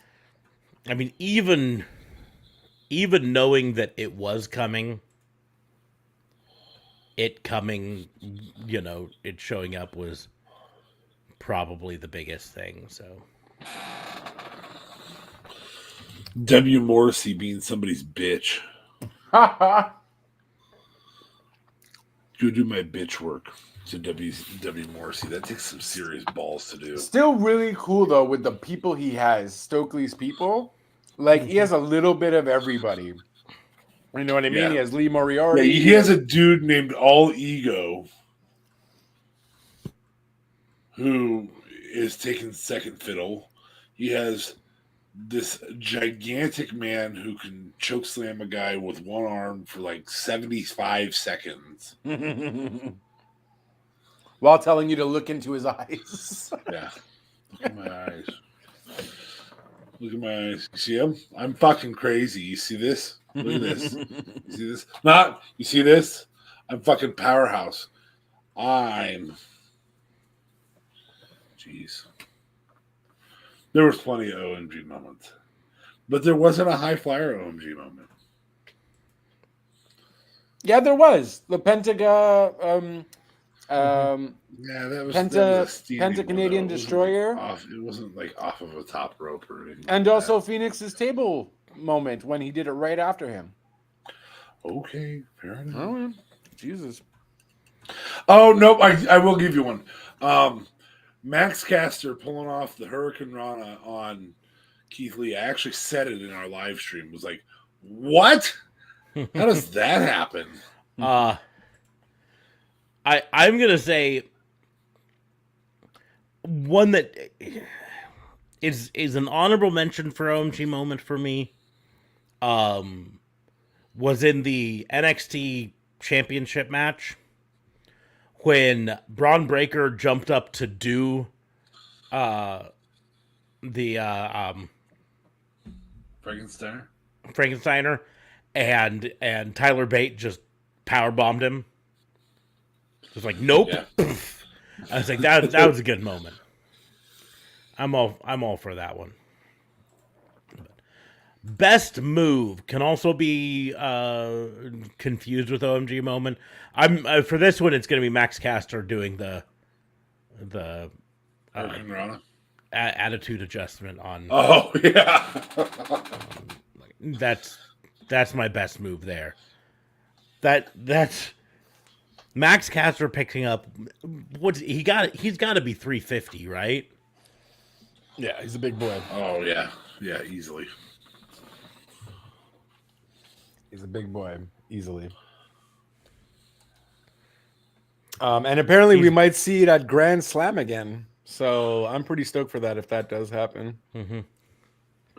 Yeah, that was an interesting part from the media scrum. TK just throwing it out that, everyone seemed to like it, so we got Grand Slam coming up. That would be a great time to maybe do this again. And Swerve and Keith Lee, mostly Swerve, being like, no, those fuckers go to the back of the line. That's it. Like, They were like, we had to. Like, why don't they? You know what I mean? Keith Lee was more diplomatic. He was like, listen, man, if that's the way you want to do it, I'll do it, We'll beat the asses again. That's fine. Well, so was Swerve at the end. He's like, you know what? At the end of the day, bro, it's your thing. You do what you want. We're going to have 4 African Americans go for the title again at Grand Slam. Let's go. You know what I mean? He's Best move, CM Punk and Tony Khan using real-life scenarios to sell a kayfabe storyline, so long as the caveat being that it's a work. And it also could be a work because do you think AEW did this as well to make it that much better so that we just completely forgot about the Clash of the Champions? No, I want Colt Cabana to come out and cost CM Punk that fucking title now. That's how fucking pissed off I am. Mm-hmm. That's it. I think we're going to have, if this is indeed a work, it's going to be an AEW Originals uniting against CM Punk. It might even be the reuniting of the Elite that Hangman's like, fine. He's going to talk about me like this. I'll join back up with my brothers and take him out. We might even see, if it is a work, we might even see Colt Cabana worked back into an actual storyline. Yeah, absolutely. Why not? Him out there leading would sell the pack like crazy. Yeah, CM Punk versus Colt Cabana. Have Colt Cabana come back and be like, Tony, checked my mom's account. A direct deposit was in there. Mm-hmm. And even more than that, right? If this leading to the relaunch of Ring of Honor with Colt Cabana, I mean, you have you have 3 factions: AEW Originals, Ring of Honor Originals, and then the Fed guys, and of course CM Punk sides with the Fed guys. because that's where he was brought in from, effectively. But he wants to be part of the Ring of Honor guys, and Colt being like, "Nah, man, you ain't part of us." Breaking Daivari's pencil yet again. Best move. Yeah. Just a 8-year-old girl getting a pinfall victory on Daivari. Fuck yeah. I'm counting that as the 16th match of the night for AEW. All for it. Okay, and finally, best match of the weekend. Match of the weekend. It's a really tough one. If you'd have asked me Saturday afternoon, even after NXT, I would have 100% said Sheamus, Walter. And I still might. It was really good. I don't get why Riddle and Seth don't get more fucking praise, though. That was also a phenomenal match. Card placement matters a lot there. Card placement does too, but I mean, I like the match. Here's the deal. It's about where. I'm going to steal a line from Smarks. Big meaty men slapping meat. Mm-hmm.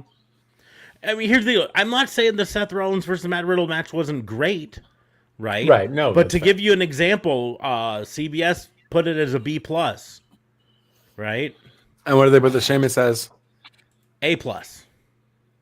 Okay. That was as good a match as Sheamus has ever had. Mm-hmm. Yeah, I mean his match with Drew was pretty fire too. Just no fucking amount of slapping you can do that just doesn't make you go, oh my god! Like that match makes you go, owie. And Bleacher Report gave the same grades. Bleacher Report gave the same grades. B+ for Riddle versus Rollins, A+ for Sheamus and Gunther. If you add AEW back in, that women's match was fucking fire. The women's match, the trios match was great. Trios was great. Was fucking fantastic. The main event match told the best storyline, but I don't know that it was the match of the night. Mm-hmm. Max Caster and that was Anthony as Bone. Good as I think, because the expectations were low, though. That's part of what made that one as good. Quite possible. I think if you put everybody on the same scale and you don't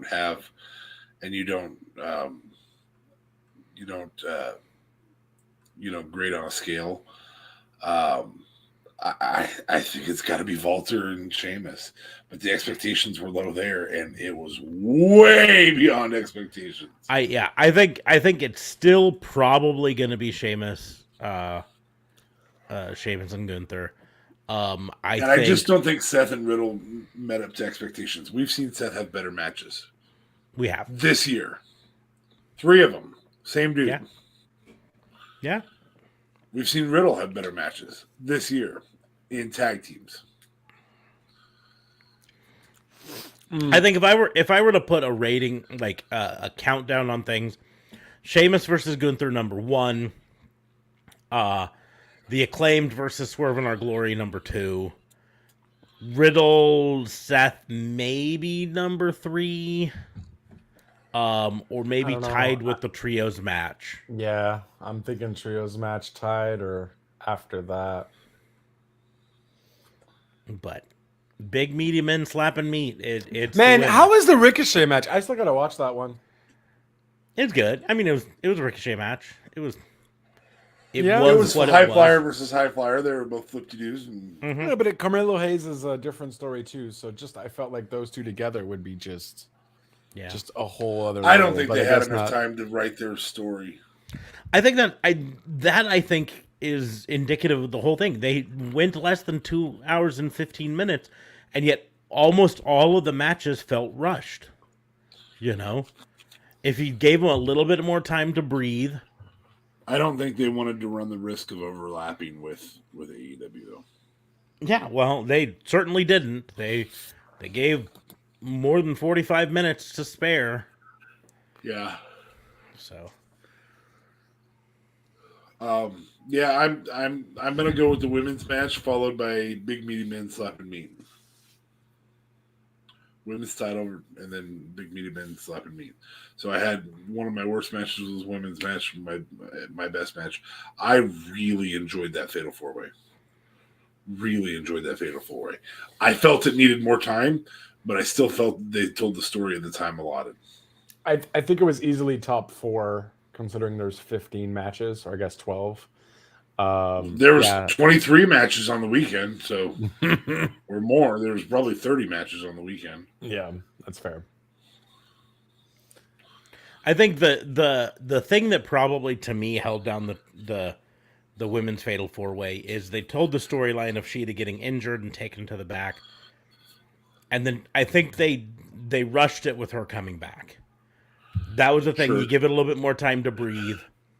Yeah. Before she comes out like a house of fire. I'm gonna do this. I feel like she came back like 5 minutes later. Not even. Like it was just very short period. It was so fast that I don't even think I'd gotten done saying, oh, they're telling the storyline of she's gonna be in the back for a while and then she's gonna come back out and then oh wait, she's back. So but yeah, that's match. So to hit some of Fernando's comments here, said maybe this off topic, but if MJF continues to get good crowd reaction like he did last night in Chicago over Punk, is TK gonna have to turn him face, especially if Punk continues to get bad press? I think MJF has the Austin rule now. That's what I was gonna say. Is he's effective. He's Rich Austin. You know what I mean? He's gonna be the guy against the man. TK is gonna try to, I'm sure, still not have as much of an on-screen role, but it's effectively MJF is face. MJF has been face effectively ever since he said, "Tony Khan, I want you to fire me." Right. That was the face turn, but I'm using the quotes because he's face in the Stone Cold manner of face.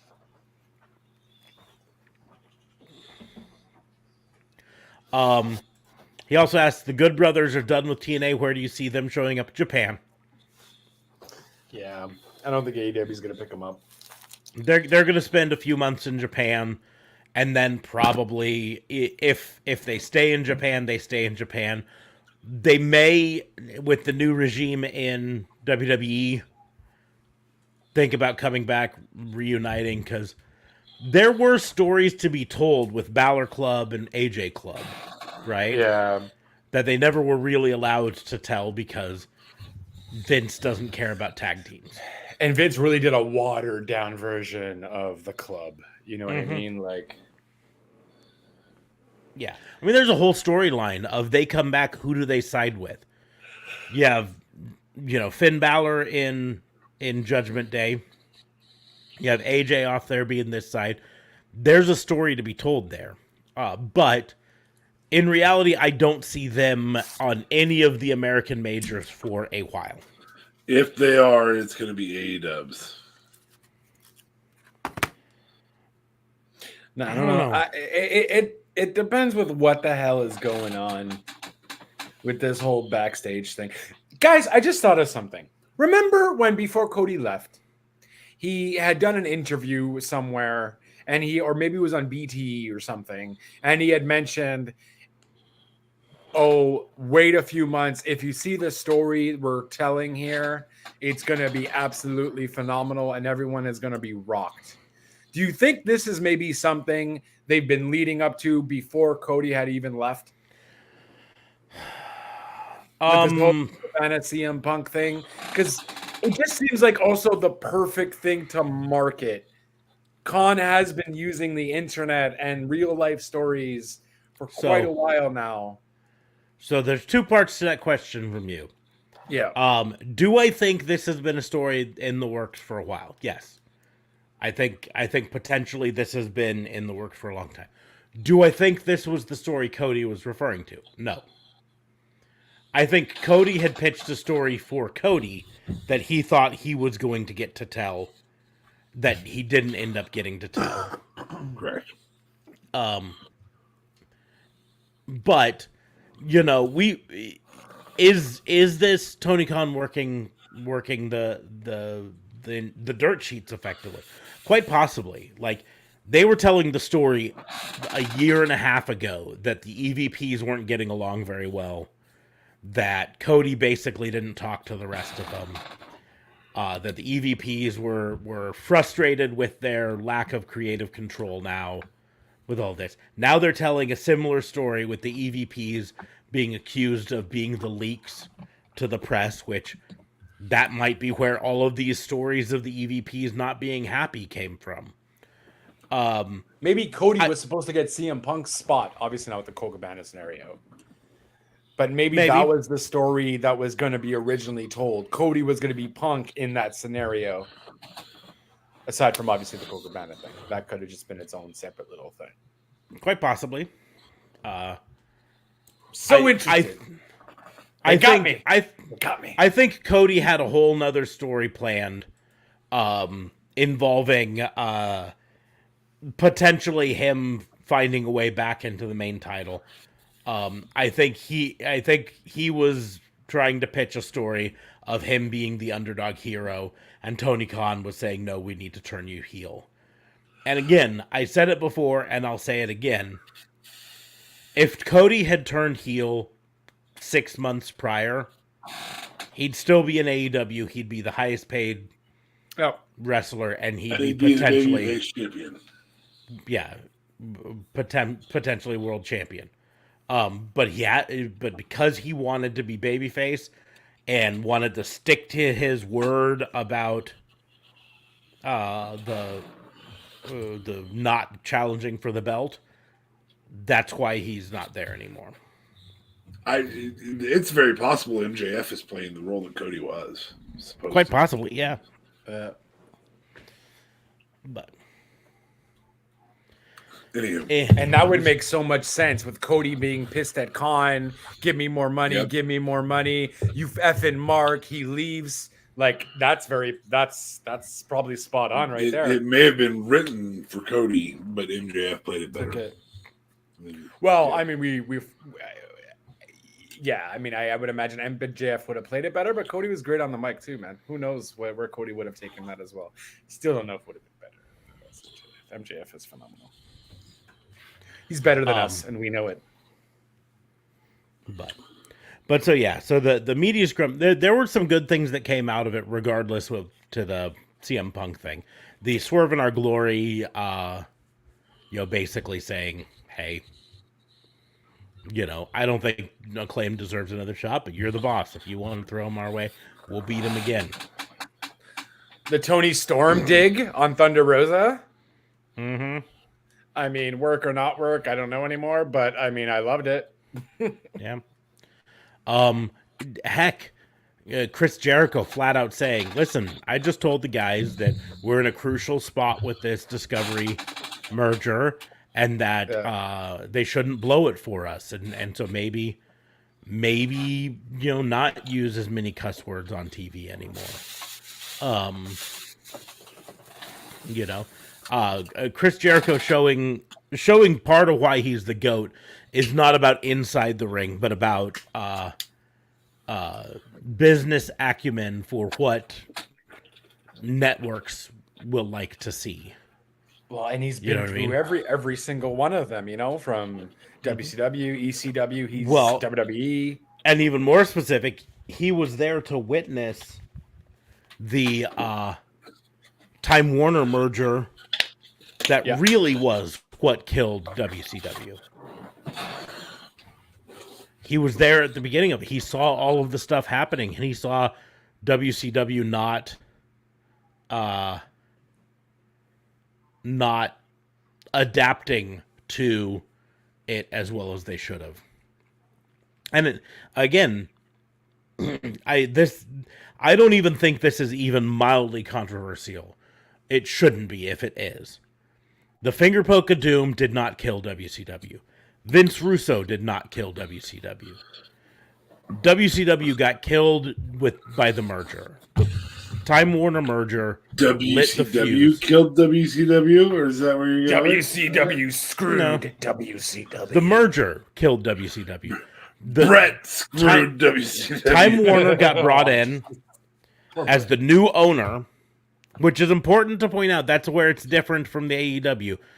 At the time, because WCW was wholly owned by Turner, when Turner merged with Warner, more specifically, Warner bought out Turner. They owned all of WCW. And they didn't want WCW. They didn't buy it for WCW. They bought it for all the other stuff. And, Eric Bischoff talks about the standards and practices emails that started coming in, or not emails, but inter-office mails that started saying, you can't do this, you can't do that. Now you've got to get approval to do this. Now you got to get approval to do that. And that changed WCW, not for the better. And that was the start of the downfall. And that was before Russo came in. Yeah. That was long before the finger poke of doom. What has to happen if Discovery Warner does not want AEW, they have to pay a contract to AEW. Mm-hmm. And they have to buy out the rest of the contract themselves. So they still have they can say, hey, we're not going to put you on TV anymore. They're still fucking paying the money until there's another TV contract, which as a lump sum to get out from under it may very well be enough for Tony Khan to go, okay, yeah. And Jared already mentioned there's a potential TV deal going on too, right? Well, that's part of what Jericho is saying is, listen, we're working on a new deal. We've got a year left on our old deal, but if you follow sports at all, you know that almost no athlete ever plays out the end of their deal. They always start negotiating their new contract before, a year before.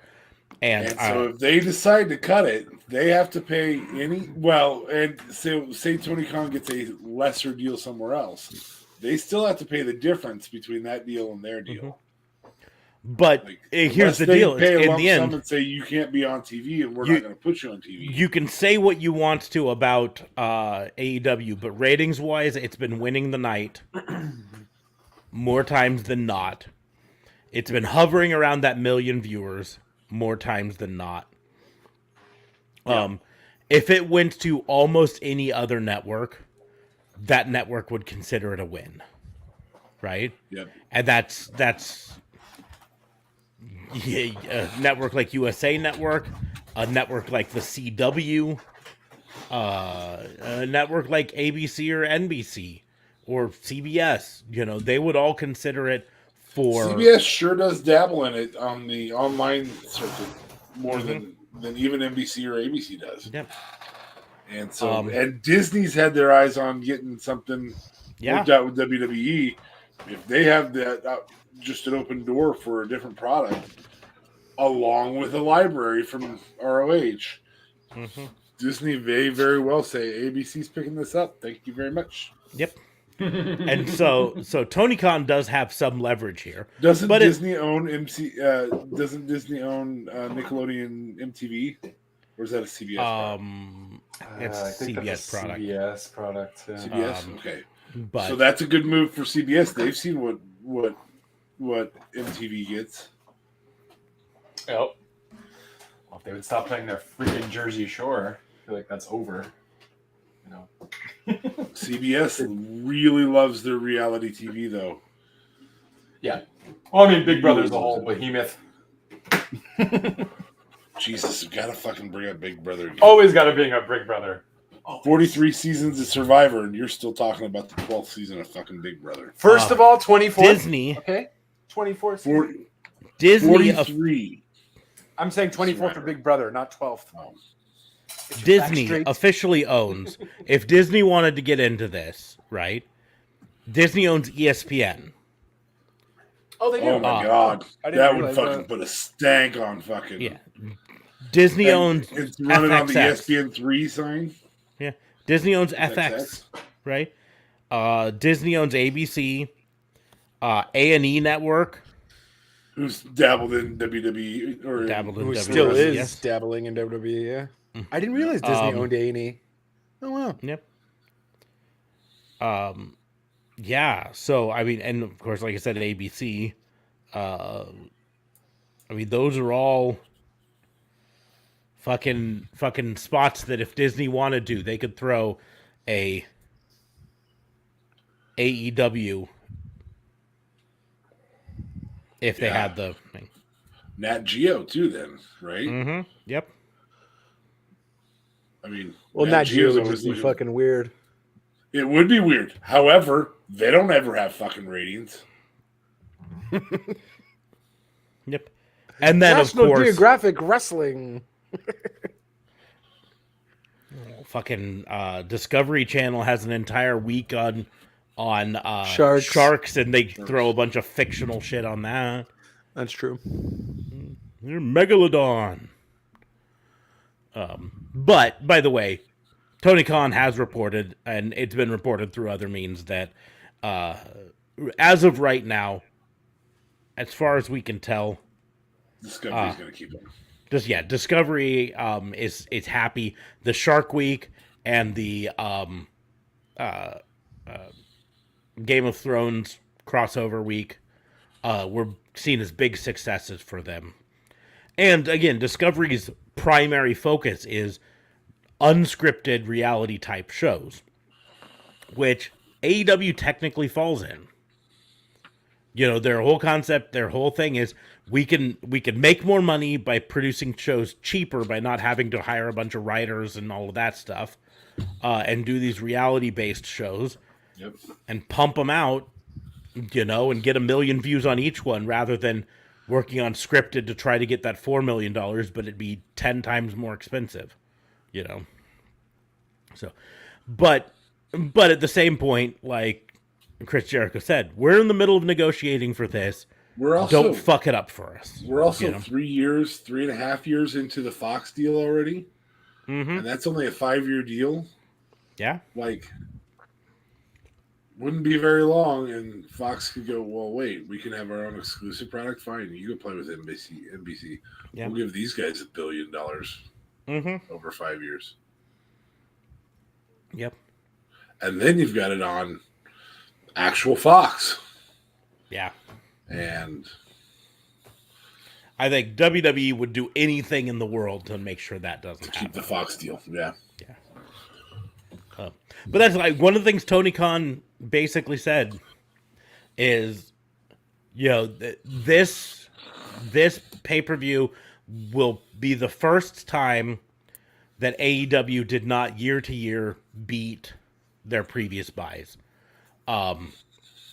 He says it's going to be close, but it's looking like they're not going to beat last year's. And so every pay-per-view had been beat the previous one since then, since the beginning. And this will be the first time not. But it's also been, and he pointed out, the first time that one of their major pay-per-views was counter-programmed on that weekend by WWE.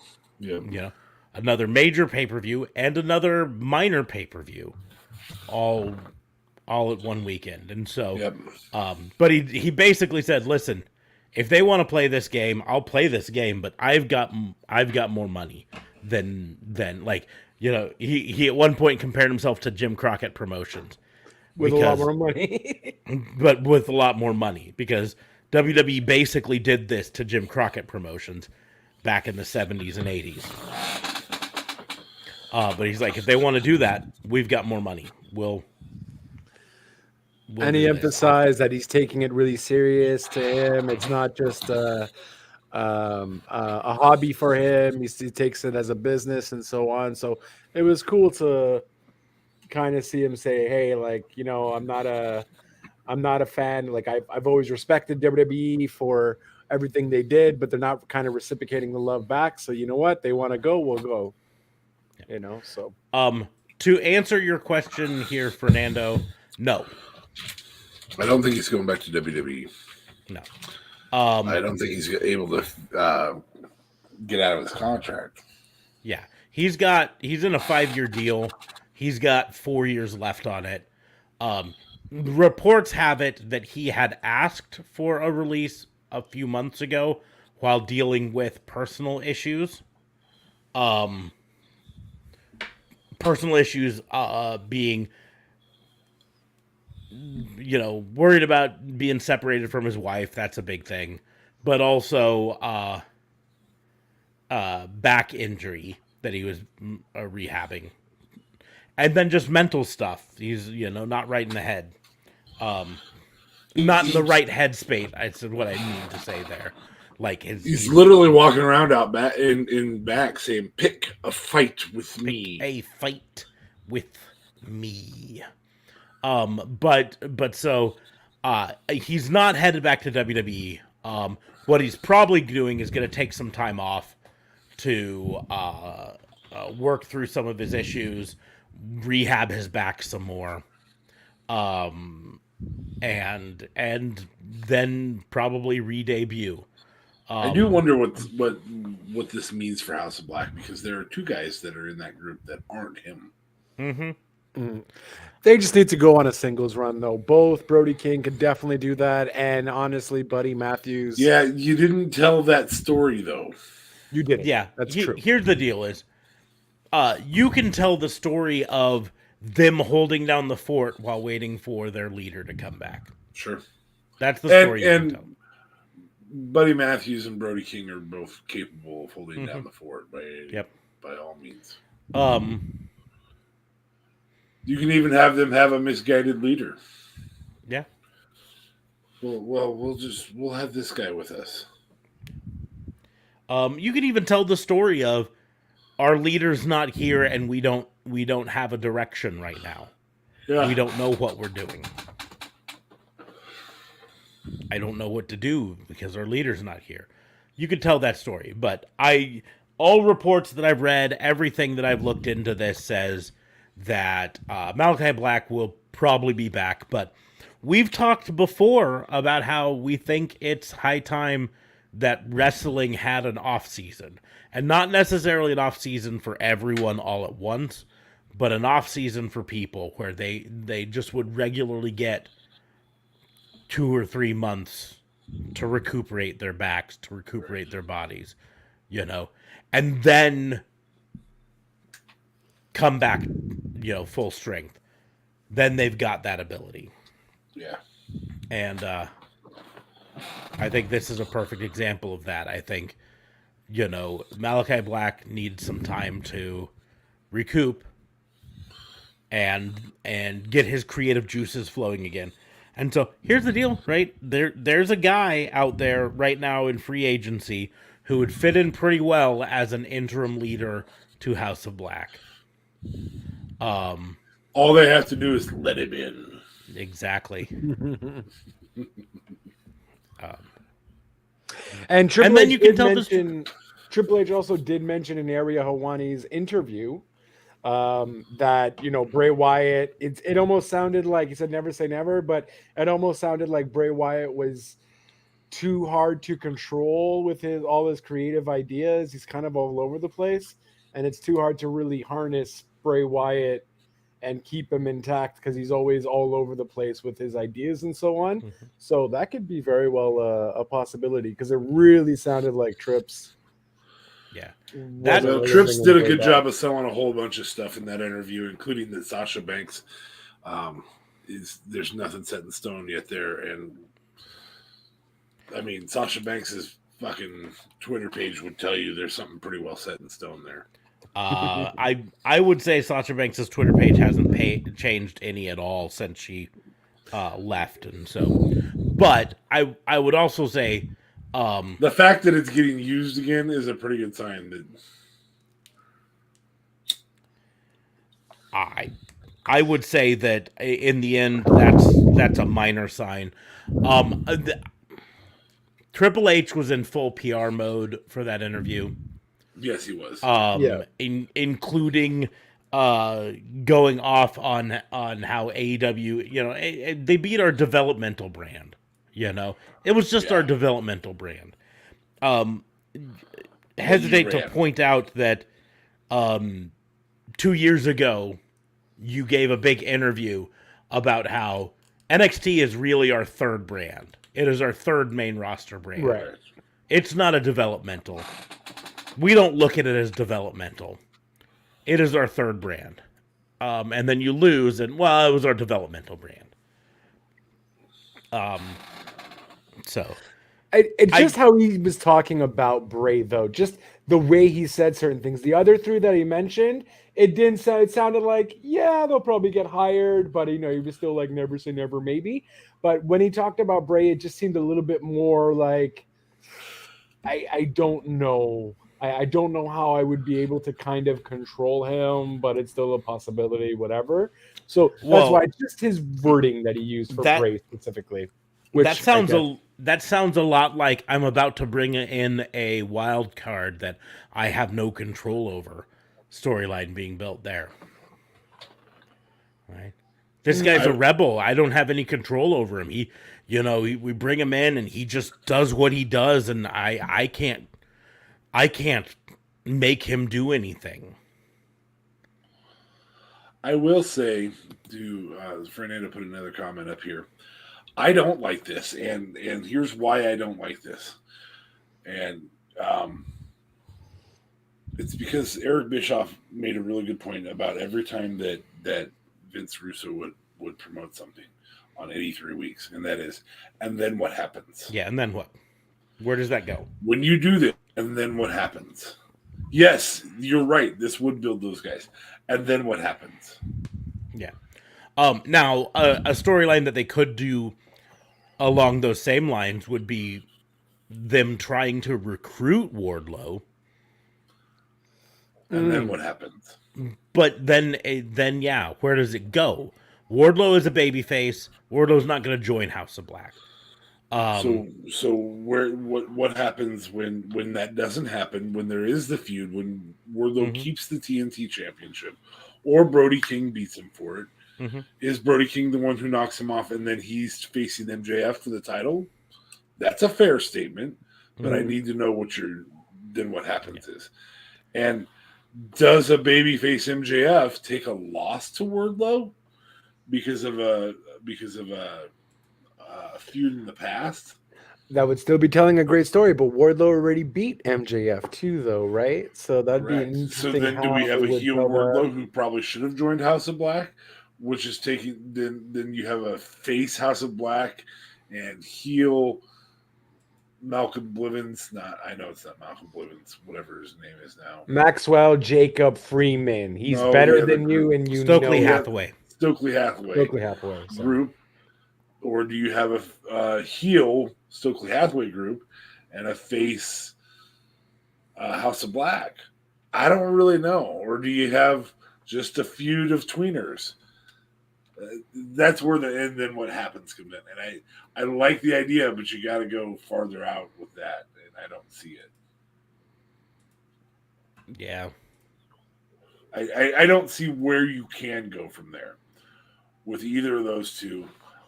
Other than if Brody King has the TNT Championship and Wardlow goes on his main event run, AEW Championship title run. I think the better storyline would be aimlessness now that we don't have a leader.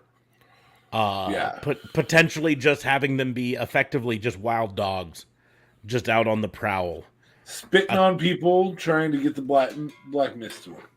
Yeah, just literally attacking everyone backstage that they can. Sting turn to run that group would be fucking gold. Does he still have the black eye on his face? No. I don't think I noticed it. Sting. Because Sting he did have the whole mist still in his face for 2-3 weeks prior. But then I can't recall if I noticed that this time. Apparently has control over the black mist as well. So, but yeah, just literally just having them literally be just like a pack of wolves without their alpha now. So they're just running wild. They're just crazy. Hunting for an alpha. Mm-hmm. They're just basically challenging anyone to a fight, beating up anyone backstage. That's what I would probably do with them. But yep. Anyway, we have gone for 2 hours now. There's no games on WBU, so there is not because this was our normally off night. It feels a little bit weird, but we should be back tomorrow with our FBI fantasy booking as normal, and then back to that. I will remind people, we had the announcement last week that we are soon to be affiliate status on Twitch, which does mean that these live streams have to become Twitch exclusive. I know Fernando has been struggling with getting set up with Twitch. If I were able to, I would walk him through the process. I mean, you are able to, technically. Well, but I don't know what's holding him up. Like he says what's holding him up, but it doesn't make sense to me because that's not something that Twitch should be asking. You know what I mean? That's fair. And so, I can assure you though, you can watch the stream even without an account, but to follow and comment, you do need to have an account. But it is 100% free to make an account. And all it takes is coming up with a username and then a strong password. And then you'll be able to follow us on Twitch. Because by next week, we will probably be Twitch affiliate and have to do these live exclusive to Twitch. They will then go up on YouTube after the exclusivity window. I'm still working on figuring out what's going to be the best way to maybe put them on Facebook, and I don't know if that's even worth doing for videos or just linking to the YouTube stream. But it's not going to be live on YouTube. We will occasionally do live to other channels, just not at the same time as we do Twitch, because that's the way the rules work. So, but and these rules are not meant to be broken. Yes, yeah, we worked hard to get to affiliate status. We do not want to get permabanned. No, that'd be no bueno. That would be no bueno. No bueno. We got a long ways to go before partner status, though, so we're fine for now at affiliate. But yes, so that's the big thing there. Make sure to follow us on Twitch, twitch.tv/Raw and Order WBU. Link is in the doobly-doos for everything there. Ambrosia has put it up before, but I have it up on screen now. Linktree there. All of the links for everything that you possibly could need. All there. But on that note, make sure to follow us on all the social medias. You can follow me at Raw and Order WBU, right like it says right there. That's on Twitch. That's on TikTok and Twitter and Instagram. The only place it's not is Facebook, where it's at Pissant Podcast. But links are all in that doobly-doos that I showed before. You can follow D.A. Fabe at D.A. Vincent K. Fabe. He was close. And you can follow JLB at JLB420, but you know what? Screw it. Just Twitch. Twitch.tv/JLBTLC25. I will get on just so you people can see the thingamajigger. Bam. Hey, look, I'm dark. But twitch.tv JLBTLC25. Follow me there. It's a lot more gaming stuff. If you got a game you like, you want to see. I was supposed to do a whole all-out thing. It turns out downloading all the freaking characters on WWE 2K22 takes too much time. But maybe I'll get that up for the next one, which I think is Double or Nothing. So is it? Yeah, Double or Nothing, right? No, Double or Nothing already happened. Either way, full gear. Video games, full gear. That's it. Full gear. Yeah, because yeah, if you like video games, that's what I usually do. I want to do a little bit more things, a little bit of chatting, but either way, twitch.tv, JLBTLC25. And that's it. That's it. What a wrestling week. I am tired. Yeah, I am tired. We didn't even talk at all about what happened on Raw tonight because too much. So not too much happened. Just it's been too much this weekend. I kind of like zoned through Raw. Oh, Dominic looked good. Dominic will face Edge next week on Raw. Ooh. Well, I also had problems with my Sling TV, but that's a different thing altogether. So we will see who does the 619 better. Which I doubt Dominic is ever going to do again. But Braun will do the 619 the best. Yeah, that was the big Braun slipping by doing the run around the ring also happened. Not as bad as Titus O'Neil, but he totally whiffed on Chad Gable because of it. And Chad Gable took a bump without getting hit. It was pretty funny. But anyways. That's good acting, folks. But you make sure to follow us. You can check us out. Our link for our merch store is in the WBUs, all of that stuff. And just make sure to be here when we come back. But on that note, we're going to go ahead and close the book on the Wrestling Booking Unit. Thank you all for listening. We will see you soon. Peace.